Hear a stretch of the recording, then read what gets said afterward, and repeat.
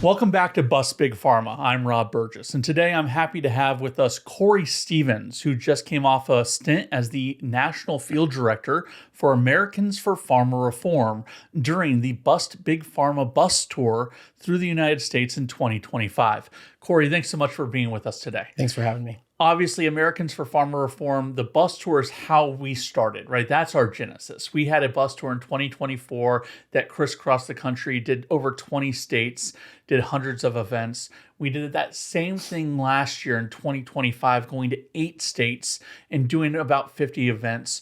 You were very integral on that bus tour last year. Tell us a little bit more about what that experience was like. My experience in political campaigns and politics, there's always, especially hot button issues that usually decide elections, it's always this side or that side. It's always either split down the middle, it decides elections, people get extremely heated over them. Traveling across 8 states, 9 states, and at some of these events, we were, attracting 100 people, 150 people, 200 people. These people are wildly different on probably every other political issue or every other issue except this one. And it brought together a wide range of views into one room, and it was fascinating to see them agree passionately about busting Big Pharma. And I think you're right on that, right? This is a issue that transcends geography. It's an issue that transcends a lot of traditional demographics that political campaigns sort of measure and build their messaging around. And I remember we were in Las Cruces, New Mexico, right? Very rural area of New Mexico, where we were lucky. We felt lucky to have 45 people show up to a great event, the first town hall of the 2025 bus tour. And from there, we went to Texas, to a border city, right on the border. We literally could look over into Mexico, and we had 180 people show up to that event. Tell me how, when you were crossing the country, you were planning these events, what did you try to do to make sure the message resonated, or was there nothing special because the message held its own? I don't think there was anything special about the message. I think the message is simple. I think the difference is that everybody feels what we're trying to portray. People are mad about it. They feel taken advantage of. They are upset. And when we bring them the facts, and that's the messaging that doesn't change, here are the facts. A lot of them don't know it, but they just know that they're upset. They're more willing to take action. And that bus tour specifically, we needed petition signatures. We needed people to get engaged. Mm-hmm. We needed to make a noise. And the issue is simple, but to raise it to Americans has been challenging. But I think AFPR and the Bust Big Pharma tour has unprecedented in what they're trying to do. And I think it's making waves. Like we mentioned at the beginning of the show, the bus tour is how AFPR and Bust Big Pharma started, right? We launched in 2024. We had a great run then.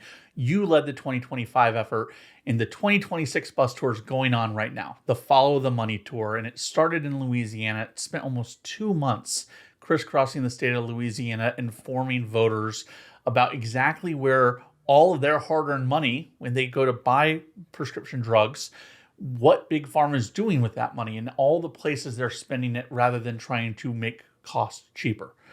You spent time in Louisiana with last year's bus tour. Yes. Is there a memory that you have from that moment that's where it connected, that Louisiana was going to be a hot button issue going into a 2026 election year where this was going to matter? Yes. I think going north to south in Louisiana, no matter if it was rural or in Baton Rouge or near New Orleans, Bill Cassidy came up as a center topic, whether it was his contributions from Big Pharma or continuing to bail them out when acting in the U.S. Senate. His name kept popping up and popping up and popping up from Republicans as well, by the way. I think this issue has let everybody, Republican, Democrat, take a look at who's representing them and asking the question, are they there for me? And the bus tour allowed us to look at Louisiana and say, maybe this wasn't an issue before, but I think we've identified a red flag for Bill Cassidy. That's a really good point. And you've worked in Republican politics for a long time, right? So you've always looked at this from a campaign side, from a candidate angle, right? When you see a red flag like that pop up, what is your initial response as a campaign manager, as a campaign consultant? How do you come back from that brink? How do you fix that for a campaign? Or is it the signal of the end? I think for Bill Cassidy, it was a signal of the end. I mean, we're all, we're all consultants and we've done campaigns, you way more than I have, but you have to moderate and you have to adjust and you have to calibrate. And there's triage. I would say that for Bill Cassidy was a triage moment. Maybe they didn't pick it up. Maybe they didn't think it was a big issue because Big Pharma is Big Pharma. It's like you can't take down Big Pharma. It's like the housing market. It will burst. Yeah. And the bus tour is going to do that. But I think that was Bill Cassidy's triage moment. And I think the campaign felt it. I think he felt it. And he never came back from it. And let's be clear here for a second, right? Because I don't think it would be appropriate for Bust Big Pharma to claim credit for the Cassidy defeat. Sure. But I think that we can claim for beating a drum on an issue that was wildly important to voters across the political spectrum. And it was not something that was clearly addressed in that campaign. And I don't think we have to look any further than Texas. Right? Ken Paxton, just the other night, won a contested runoff for the U.S. Senate against John Cornyn, another long-term incumbent in the U.S. Senate. And it's because they are making this a big pharma election. The Democrat ran on big pharma issues. Ken Paxton has a proven track record as the Attorney General of Texas of suing big pharma and winning. Yes. We're seeing a pattern here, aren't we? Yes. What does that pattern tell you as a consultant when you leave here tonight and you pick up the phone and you start calling your candidates across the country? What are you going to tell them about the 2026 cycle? Whether you think it's causation or correlation, the Bust Big Pharma tour, the AFPR, its mission has identified an issue that has currency within the American public. That currency is valuable. Yes. Right? It's not political capital. Correct. Political capital is an exchange of favors. What makes this different, though? Why is this currency different than a political capital currency? Well, because it's voters' political capital.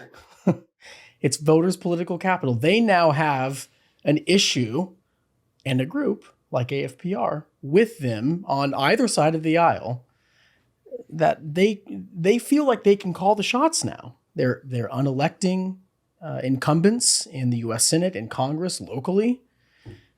We're going to make this an issue up and down the ballot because it's important to voters. And in campaigns, you follow the data. Right. And that's what this is. So let's talk a little bit more about that data, right? And why that data is so important to groups like AFPR. How important is it for our listeners, our viewers, when they see the bus, when they come to an AFPR event, when they get a text message from us or they see one of our digital ads? How important is it for them to engage? How important is it for them to take that action that we're asking them for? And what does that ultimately return back to them? That's a great question. The engagement is why we exist, why AFPR exists, why the bus tour exists. It not only helps the voter not even a voter, it not only helps Americans to engage. It helps the organization, and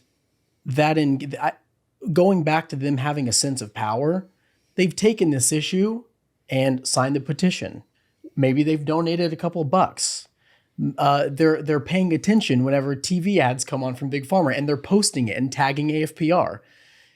That is called a movement. Engagement's not only a metric that we measure, it is a real indication of movement on an issue, and something that could grow tenfold next cycle. That measurement, how does it inform how an organization like AFPR utilizes their donor resources effectively? How does that data, that petition signature, that QR code scan, the visit to the website, the click on the digital, how does all of that inform the decisions on how a group like AFPR decides where they need to go, who they need to engage with? Well, engagement, activity, it's like a heat map for donors. If you ever looked at a heat map, it's where is this working? Where are we getting impressions? Where are we gaining visibility? Where are we gaining traction? Where are people online talking about AFPR? Are they tagging us? Have they signed the petition? Where are the petitions coming from? Evaluating how much where. That's going to tell donors where to go next, where not to go next, where to stay, where to put more pressure on. So it's not only important for people to engage, but it is important for the donors and the organization. And it's something that Big Pharma doesn't do. We engage people and we listen to them. And when they tell us that we're doing something right, we continue to do it. Big Pharma has spent over $400 million lobbying Congress, right? The executive branch, the federal government. Is it too much to overcome? Do voters, do everyday Americans who care about this issue, who are sick and tired of seeing more money leave their wallet than come in thanks to Big Pharma, is there any chance they can actually win on this issue? Well, I do know a story back in the 18th century where people have been mad about prices. Okay. And it sparked a revolution. So I do think it, not to say that that's any sort of relevance to what's happening on this issue. I'm just saying when you attack people's wallets, when you attack their pockets, it usually doesn't bode well for you. But what we need now, and this is why AFPR exists and why they're so important to the fabric of America right now, is it gives people the power, unlike someone can just do themselves, calling their legislator. This gives them the power to utilize a nationwide effort to take action. It's amplifying voice. Yes. And that's, you speak about the 18th century, right? And it started with tea. Yeah. Right. Nothing has changed the world except a small group of dedicated individuals wanting to change the world. That's right. Right. And that's where it starts. And Yes. isn't that apropos with us in celebrating the 250th birthday of America this Absolutely. year? Right. And I don't think it's appropriate to necessarily say that Big Pharma is, imperial Great Britain. No. Right. They're not the same. But there is a truth in saying that they are involved in every aspect of our lives. Yes. You know better than most that 2026 is not a national defense election. 2026 is not a social argument. No. 2026 is an affordability election. Yes. And when you are paying 3, 5, 7, 10 times more than other developed countries for the same drugs that are made in the same factories that appear in the same pill bottles as Americans, that's something to be upset about. Yes. What are you telling your down-ballot candidates about this issue? What can that city council candidate, what can that state rep candidate, what can that state senator candidate start talking about on this issue, even if they don't feel like there's enough of a microphone to make this argument from their position? Well, even you said it best just a second ago. Why are we paying 7 to 10 times more for the same drug when everywhere else it's not the same? It's not equitable, as some people would say. I would tell my clients, you don't necessarily have to push a specific view on it, present the facts, and then ask why. Why are we the only country that allows Big Pharma to place direct-to-consumer advertising? Why are we paying 7 to 10 times more than everybody else? Why? I think if they present the question why, it not only creates a disposition between the voter and the question, it allows them to take on an issue of affordability Sure. without talking about all of the other affordability issues that they might not be able to control, but they can start a new conversation that'll definitely pique interest. You talked about direct-to-consumer advertising. Obviously, that's something that AFPR has focused a lot of energy on in the last year and a half. It was basically the topic of the first two bus tours. But they've also tried to do something unique by taking the argument directly to the voters through the airwaves like Big Pharma does. Right. And they've come up with some pretty unique commercials. What can you tell us about those ads, and how are they being received by the American people? What are you hearing on the ground, either on the bus tour or when you bump into people who might see those ads on their screens? I think AFPR took obviously a more tactical approach to those ads. They're talking to people who care about the issue. And I'm telling you, around the country, in all of the 8 or 9 states that I've been to on the bus, when they see the ads, they're such great messaging on those ads. They feel that pain that's coming across the screen. That Big Pharma is always there. It's always in your living room. It's the same 4 to 7 ads every hour. Psoriasis, and it's the ads are sparking an interest in these people. They're starting to understand it. So AFPR, that's a win for them. People are taking those ads, whether even if it's through satire, right? They're taking the issue and they're starting to understand what's going on, and they're talking to people and they're finding relevance with the ad. Not that it's just an issue that's an issue. They're finding relevance with it and they're acting on it. No, I think you're absolutely right. And you said it jokingly, but the jingles that Big Pharma utilizes in a lot of their commercials, I think that there might be something to that point where those jingles, while yes, subliminally we will all remember them, they're not targeted to older consumers. No. They're targeted to younger people, right? This is ingraining, this is indoctrinating the next generation of patients. This is going after the youth in our country right now, getting them used to hearing these brand names, hearing these drug company names, and getting used to being told to go ask their doctor for something specific. Does that concern you, or does that concern any of your clients as they're running, because this is now going back to a family issue? Yes, it absolutely concerns me. Sometimes you see those commercials and you're like, do I have that? Maybe I should go ask my doctor. I don't know. I think it's hurting families. It's not providing a solution.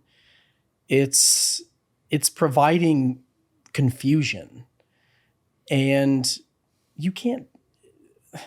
Here's the issue. Americans see those ads, but they don't think necessarily on the spot, oh, I can't buy that. I can't just go buy it. Go ask your doctor. So then you start thinking, okay, maybe at my next doctor's appointment, maybe I should ask him about this, because I have some of those symptoms sometimes. They're creating an entire scheme of it's like a drug pyramid scheme. If it works for you, maybe you'll tell 5 friends about it. Sure. So I think it's bad for Americans. I personally have had trouble with them, and even friends of mine, young, middle-aged, my parents hate it. No one likes them. It's just the power of Big Pharma is tough to shatter, but that's why AFPR exists. As we wrap this up, I want to focus back on your time on the bus. Is there a specific stop? Is there a specific conversation that you had with one of these concerned Americans that you keep in your pocket, that you keep in the back of your mind when you're working on another campaign or on a client issue, or even coming back and working on some AFPR stuff with us, right? What is that one story that you take with you from the bus tour, and it's your recall moment? It was in Michigan. Okay. And this elderly couple walked over. We were handing out the stress ball remotes. They looked like TV remotes. No, I remember those. Yeah. And they were like little stress balls. And this elderly couple came over and said, "Can we have a couple of those?" And we started just discussing, like I said before, just presenting the facts, talking about their frustration, their deep frustration with these ads. And the lady goes, "I'm going to need a bucket of those because if I see one more pharma ad on my television, I don't know what I'm going to do, but I'm going to take 2 of these." That's great. That's great. I'm taking 2. That's right. People are fed up with it. And the mission of AFPR and the growth that it's seen because of people around the country engaging and activating, I think AFPR has a bright future. Awesome. Corey, thanks so much for being with us. Thanks so much for what you did on the bus tour last year. As we leave, what's one thing you want our listeners and our viewers to take away today?